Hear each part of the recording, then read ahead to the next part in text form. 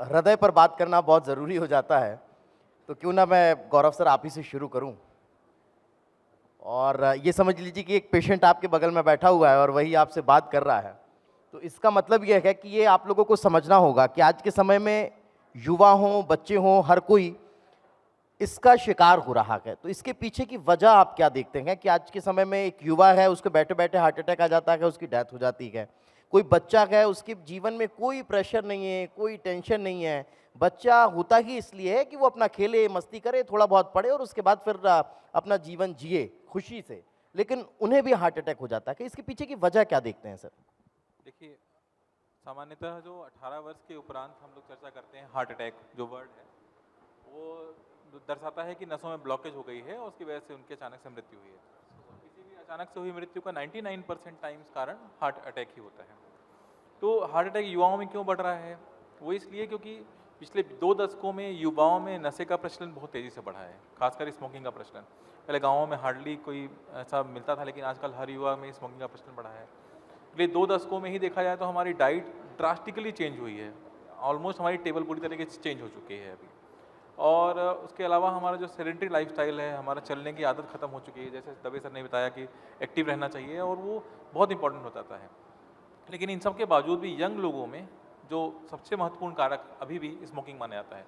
Sir आपके बगल में जो पेशेंट बैठा हुआ है, वो ना स्मोक करता है, ना ड्रिंक करता है, ना नॉनवेज खाता है। वॉक भी थोड़ी बहुत कर लेता है, हालाँकि अब अभी नहीं कर पा रहा हूँ, तो आपको लग रहा होगा कि बड़े गोलू-मोलू टाइप के दिख रहे हो। लेकिन उसके बाद भी अगर हार्ट अटैक किसी को आ रहा है, तो उसके पीछे की क्या वजह कोविड के बाद जो स्थितियाँ हैं, वो भी मानी जा सकती हैं? नहीं, कोविड के बाद लोग निश्चित तौर पर सचेत ज़्यादा हुए हैं, अपने स्वास्थ्य के प्रति सचेत हुए हैं। एक आंदोलन मन आया है लोगों में चेतना का कि हमें अपने स्वास्थ्य को लेकर गंभीर होना चाहिए और इसीलिए शायद लोग ज़्यादा पकड़ में आ रहे हैं। पर अभी तक किसी भी डॉक्यूमेंटेड डेटाबेस में कोविड या कोविड की वैक्सीन से हार्ट अटैक का पर से कोई इंक्रीमेंट नहीं दिखा है। कोविड के आने के बाद में जो बीमारी हार्ट में जो आई थी वो ये थी धड़कनों का बढ़ना, असामान्य तरीके से बढ़ना, जिसको इनएप्रोप्रिएट टैकीकार्डिया बोलते हैं, वो बढ़ा था। पर हार्ट अटैक जो कि ब्लॉकेज पैदा कर सके और जानलेवा हो सके, ऐसा नहीं आया है। एक ट्रायल रिसेंटली अभी कोविड वैक्सीन का हुआ था मेरे ही पेरेंट इंस्टीट्यूट नामसी दिल्ली में। उन्होंने पाया कि इसका हार्ट अटैक, बढ़े हुए हार्ट अटैक से कोई लेना देना नहीं है। अभी भी देखिए, हार्ट अटैक के जो कारक होते हैं उसमें कुछ कारक परिवर्तन योग्य होते हैं, कुछ कारक परिवर्तन योग्य नहीं होते हैं। फैमिली हिस्ट्री, मेल सेक्स और एज को हम चेंज नहीं कर सकते हैं। लेकिन जो परिवर्तन योग्य कारक है उनमें हम बात करेंगे। उसमें जो हमें ध्यान देने की बात है वो है सेडेंटरी हैबिट, खाने पीने का प्रचलन और स्मोकिंग या नशे की आदतें। बिल्कुल। भारत भूषण सर मैं आपका रुख करूँगा और मैं इस चीज़ को समझना चाहूँगा क्योंकि जब भी कैंसर की बात होती है तो आम जीवन में हर एक इंसान को ये लगता है कि बहुत बड़ी बीमारी हो गई है और उसे एक हौवा बना दिया गया है। क्या वाक़ई में ऐसा है या फिर उसका इलाज संभव है?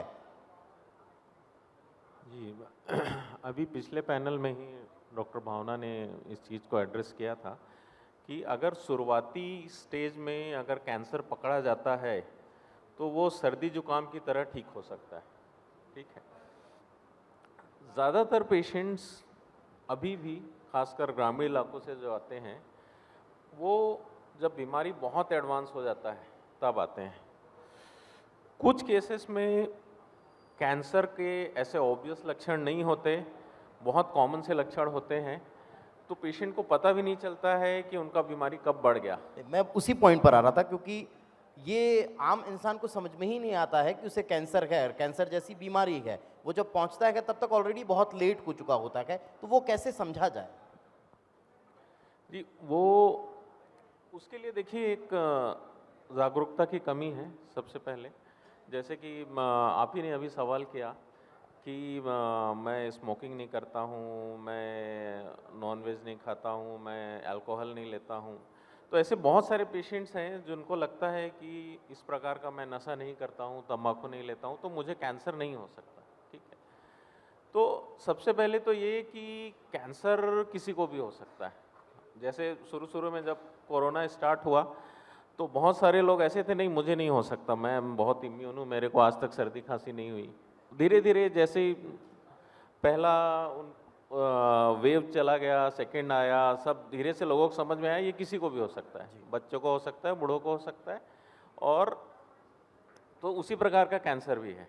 ठीक है, तो हम उससे बचने के लिए जो कर सकते हैं हाँ, वो कर सकते हैं। और अगर किसी को हो जाता है तो ज़रूरी है कि हम उसको एक्सेप्ट करें, ठीक है, और उसका ट्रीटमेंट, सही ट्रीटमेंट जल्द से सही ट्रीटमेंट बहुत ज़रूरी है। राम सर, मैं आपका रुख करूंगा। और चूंकि आज के समय में कहा जाता है कि ऑर्थो का इलाज करा लीजिए, ऑपरेशन करा लीजिए, वो सक्सेस नहीं होता है। ये एक मानसिकता लोगों की बन चुकी है। भाई घुटने का इलाज हो गया तो वो हो जाएगा, लेकिन फिर आपको दिक्कत तो हमेशा बनी रहेगी। ये जो मानसिकता है, इसको कैसे दूर किया जा सकता है? सबसे पहले तो मैं सजेस्ट करूँगा सही डॉक्टर चुन के, कि अगर आपको घुटने की तकलीफ़ है तो आप घुटने के डॉक्टर के पास जाइए और उससे इलाज करवाइए। आप स्पाइन सर्जन के पास जाएंगे, बोलेंगे कि मेरे घुटने का इलाज कर दो, तो नहीं होगा। और वो जो बात है बेसिकली ऑस्टियोपैथ, मतलब जो बिना डिग्री के जो क्वैक्स रहते हैं, जनरली ये गांव वाले पेशेंट्स रहते हैं जिनको हड्डी टूट गई है तो गांव में डॉक्टर के पास चले गए, जिसके पास कोई डिग्री नहीं है, उसने टाइट बांध दिया, पैर ख़राब हो गया, हड्डी नहीं जुड़ी, फिर वो हॉस्पिटल आएंगे 6 महीने साल भर बाद, तो ऑलरेडी चीज़ बहुत बिगड़ गई है।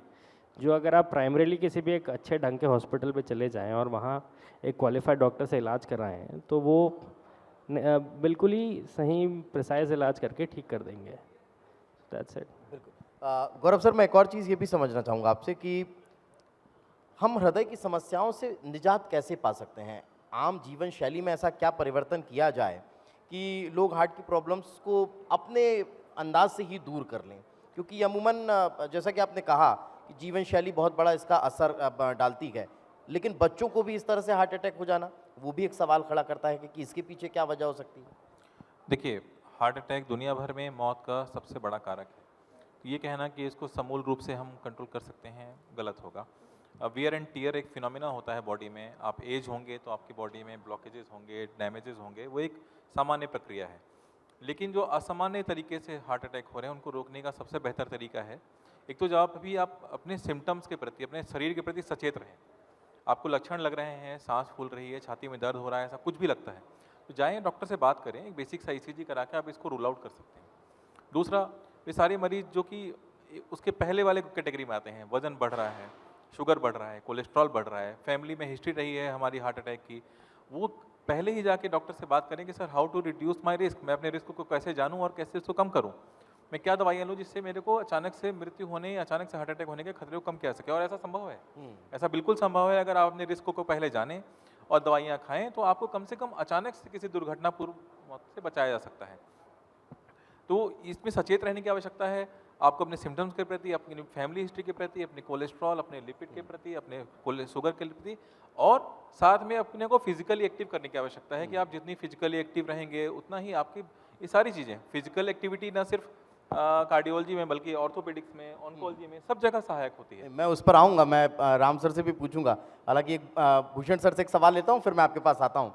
भूषण सर, एक समस्या ये भी होती है कि जैसे ही अगर कैंसर का जिक्र होता है, सेकंड या थर्ड स्टेज पर पहुंचते हैं, तो तुरंत पेशेंट के मन में या उनके फैमिली पर्सन्स के मन में ये सवाल आ जाता है कि क्या कीमो से बचा जा सकता है? क्योंकि जैसे ही कीमो का जिक्र होता है तो हाथ पर वैसे ही फूलने लगते हैं कि कीमो मतलब अब कुछ भी नहीं बचा।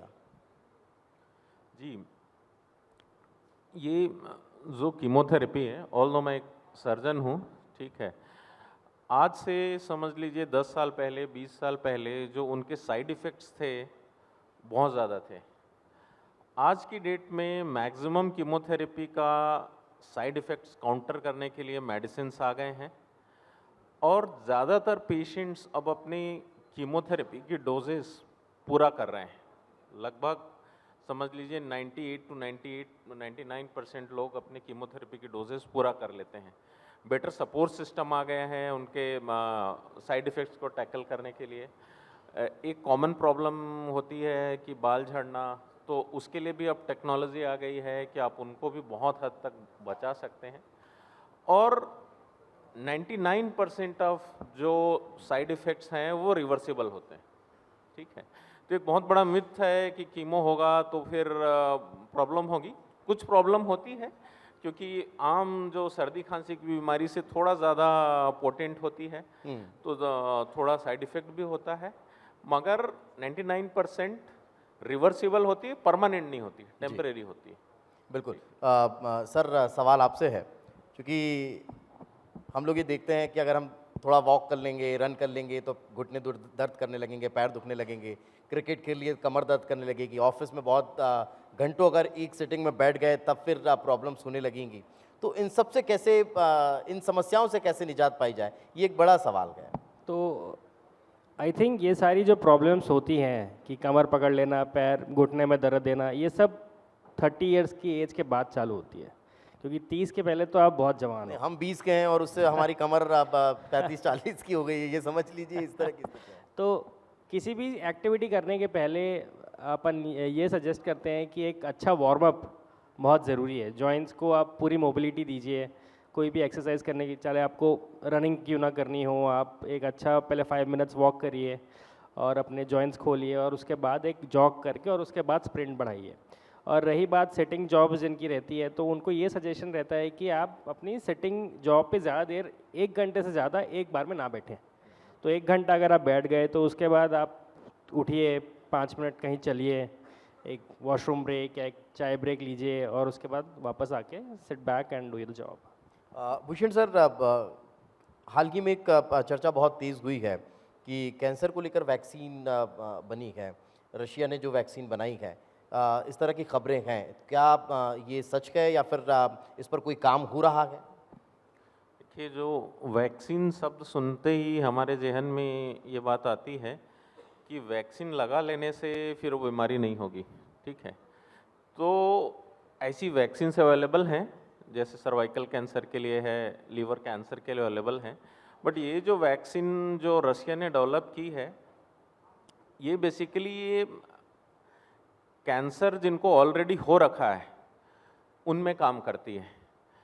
और जैसे ये कोलोरेक्टल कैंसर के लिए उन्होंने डेवलप किया है, तो इसमें क्या किया जाता है कि बॉडी की इम्यूनिटी को बढ़ाने के लिए एक प्रकार का समझ लीजिए इम्यूनोथेरेपी का टाइप है। कुछ वायरस की मदद ली जाती है ताकि वो कैंसर सेल्स को सेल्फ बॉडी डिस्ट्रॉय कर दें, ठीक है। ऑल्दो अभी इसमें बहुत सारा रिसर्च होना बाकी है, जस्ट इनिशियल क्लेम है ये।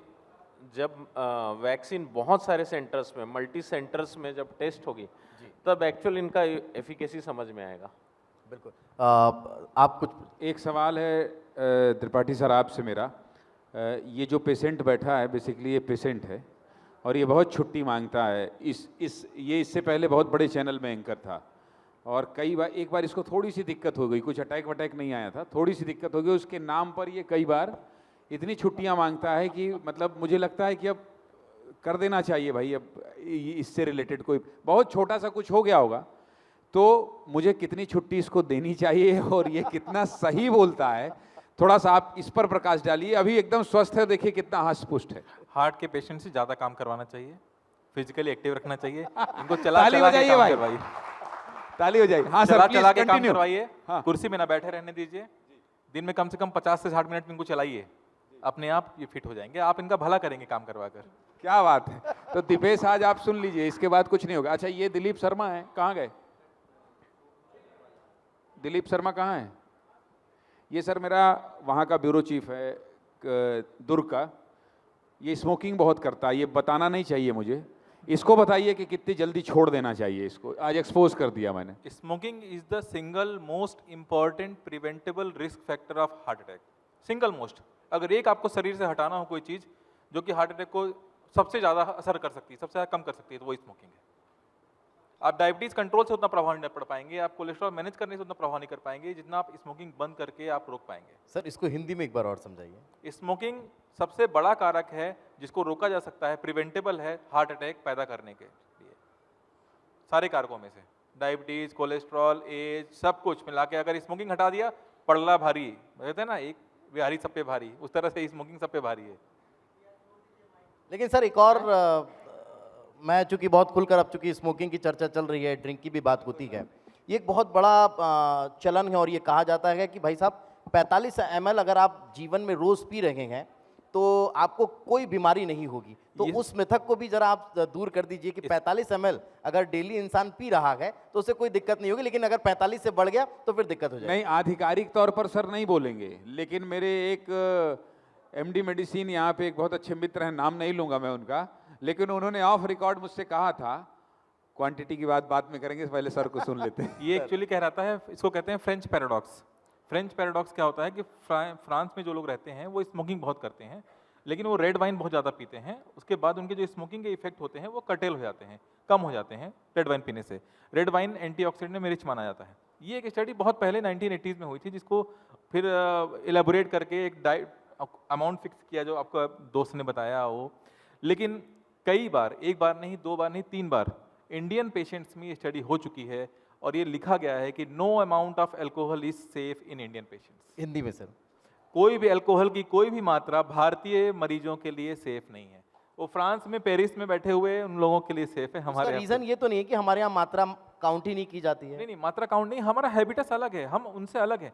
हम वेस्टर्न जो हमारे लोग हैं उनसे अलग हैं, हमें अटैक उनसे पहले आता है। हमारी डाइट में एंटीऑक्सीडेंट उनसे कहीं ज़्यादा कम होता है। हमारे जेनेटिकली हम उनसे ज़्यादा वल्नरेबल हैं, ज़्यादा प्रीडिस्पोज्ड हैं अटैक के प्रति। तो इंडियन पेशेंट्स में ये डेटा काम नहीं करता है। हाँ, सुविधा के अनुसार हम लोग उसको यूज कर सकते हैं उस डेटा को। राम सर, एक सवाल ये कि आजकल बहुत ज़्यादा हम देख रहे हैं फिजियोथेरेपी की तरफ बहुत ज़्यादा लोग बढ़ रहे हैं, तो क्या उससे अब जो सर्जरी है बचा जा सकता है अगर हम फिजियोथेरेपी करा रहे हैं किसी पर्टिकुलर बीमारी को लेकर? अगर मान लीजिए शोल्डर बार बार डिसलोकेट हो रहा है और अगर वो फिजियोथेरेपी करा रहे हैं तो उससे फ़ायदा है? नहीं, ये एक मिथ है कि फिजियोथेरेपी कराने से आपकी बीमारी कम हो जाएगी। फिजियोथेरेपी का जो मेजर रोल है वो पोस्ट सर्जरी होता है। कि अगर कोई पेशेंट आपके पास आया है जिसका बार बार शोल्डर डिसलोकेट हो रहा है और आपने उसकी सर्जरी की है, तो फिजियोथेरेपी बहुत ज़्यादा महत्वपूर्ण होगी उनकी पोस्ट सर्जरी रिकवरी कराने के लिए। या किसी का नी रिप्लेसमेंट हुआ है या किसी का ACL हमने रिकन्स्ट्रक्ट किया है, तो फिजियोथेरेपी वहाँ काम आती है। बट प्री सर्जरी सिर्फ और सिर्फ स्पाइन केसेस में हेल्पफुल रहती है, और गिनी चुनी 4-5 बीमारियाँ और है जहाँ फिजियोथेरेपी का रोल रहता है। बहुत बहुत धन्यवाद आप तीनों का हमारे साथ चर्चा में जुड़ने के लिए। Thank you so much sir, thank you.